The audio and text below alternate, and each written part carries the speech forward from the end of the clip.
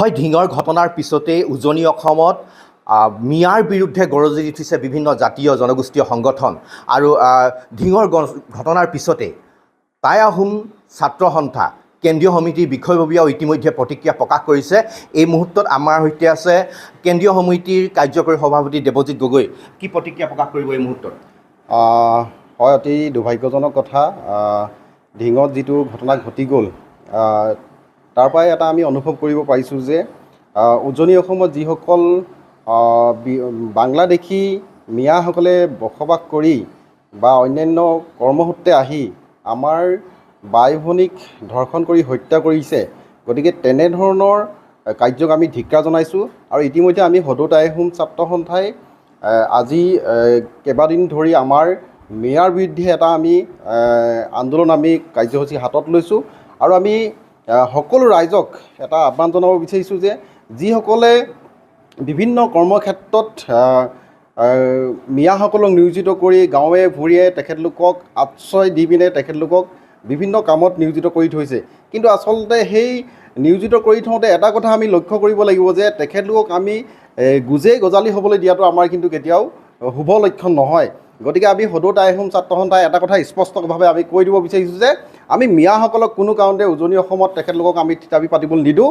আৰু তাৰ বাবে আমি সদৌ টাই আহোম ছাত্ৰ সন্থাই যোৱাকালিৰ পৰা আমি বিভিন্ন ঠাইত আমাৰ মিয়াৰ বিৰুদ্ধে আমি অভিযান চলাই আছোঁ আৰু আজিও আমাৰ সেই অভিযান অব্যাহত থাকিব।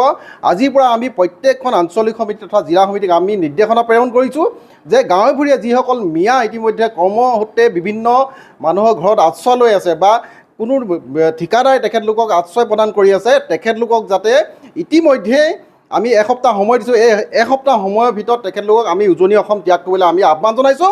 অন্যহাতে কিন্তু আমি সদৌ টাই আহোম ছাত্ৰ সন্থাই কিন্তু নিজাববীয়াকৈ আমি ব্যৱস্থা গ্ৰহণ কৰি তেখেতলোকক উজনি অসমৰ পৰা খেদি পঠিয়াবলৈ আমি কিন্তু বাধ্য হ'ম। ইতিমধ্যে কিন্তু ৰচিদ মণ্ডলে কৈছে যে উজনি অসমৰ পৰা মিয়া খেদিব নোৱাৰে। আচলতে এজন বিধায়কে তেনেধৰণৰ এটা বক্তব্য দাঙি ধৰাটো খুব এটা দুখৰ বিষয়। আৰু আটাইতকৈ দুখৰ বিষয় যে কংগ্ৰেছ দলটো এটা মিয়া দল নেকি, তেনেধৰণৰ আমি অনুভৱ হয়। গতিকে ৰচিদ মণ্ডলে যিটো মন্তব্য আগবঢ়াইছে, তেখেতলোকক আমি ক'ব বিচাৰিছোঁ যে কংগ্ৰেছ দলৰ সভাপতি তথা অন্যান্য যিসকল বিষয়ববীয়া আছে, তেখেতলোকে অতি শীঘ্ৰে যদি তেখেতলোকে ৰচিদ মণ্ডলৰ ওপৰত যদি উচিত বিচাৰ বা উচিত তেখেতলোকৰ ওপৰত পদক্ষেপ গ্ৰহণ নকৰে, তেতিয়াহ'লে আমি মানি ল'বলৈ বাধ্য হ'ম অসমৰ খিলঞ্জীয়া ৰাইজে যে কংগ্ৰেছ দলটো আচলতে সঁচাকৈ মিয়া পক্ষত আছে আৰু মিয়াক ৰক্ষণাবেক্ষণ দিবলৈ তেখেতলোকে উঠি পৰি লাগিছে। আৰু মিয়াক ৰক্ষণাবেক্ষণ দিয়াৰ ক্ষেত্ৰতে আজি উজনি অসমৰ আমাৰ বাই ভনীৰ ওপৰত তেখেতলোকে হাত দিবলৈ তেখেতলোকে সাহস কৰিছে।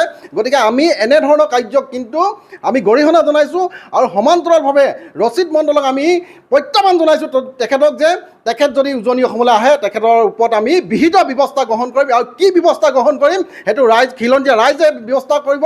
আৰু খিলঞ্জীয়া ৰাইজে তেখেতক কেনেধৰণে শাস্তি প্ৰদান কৰিব লাগিব, কেনেধৰণে তেখেতক ব্যৱস্থা গ্ৰহণ কৰিব লাগিব, এই কথাটো কিন্তু সকলো খিলঞ্জীয়া ৰাইজে মনত ইতিমধ্যে তেখেতলোকে স্থিৰ কৰি লৈছে। আৰু আমি সদৌ টাই আহোম ছাত্ৰ সন্থাই এটা স্পষ্ট কৰি দিছোঁ যে ৰচিদ মণ্ডলক যেতিয়াই আমাৰ মুখামুখি হ'ব উজনি অসমত, তেতিয়াই কিন্তু তেখেতে কিন্তু প্ৰত্যাহ্বানৰ সন্মুখীন হ'ব। এই কথাটো কিন্তু আমি স্পষ্টভাৱে আমি সদৌ টাই আহোম ছাত্ৰ সন্থাই তেখেতক আমি প্ৰত্যাহ্বান জনাইছোঁ। ধন্যবাদ জনাইছোঁ। আৰু এনেদৰে এতিয়া তীব্ৰ প্ৰতিক্ৰিয়া ব্যক্ত কৰিছে। আৰু যিহেতু ইতিমধ্যে উজনি অসমত মিয়াৰ বিৰুদ্ধে অভিযান অব্যাহত ৰাখিছে সদৌ টাই আহোম ছাত্ৰ সন্থাই, আৰু শীঘ্ৰে প্ৰতিখন আঞ্চলিক সমিতিয়ে এনেধৰণে কাৰ্যসূচী গ্ৰহণ কৰিব বুলি জানিবলৈ দিছে। আৰু এনেধৰণে ৰাজ্যৰ বিভিন্ন প্ৰান্তৰ লগতে মৰাণতো তীব্ৰ প্ৰতিক্ৰিয়াৰ সৃষ্টি হৈছে মিয়াৰ বিৰুদ্ধে।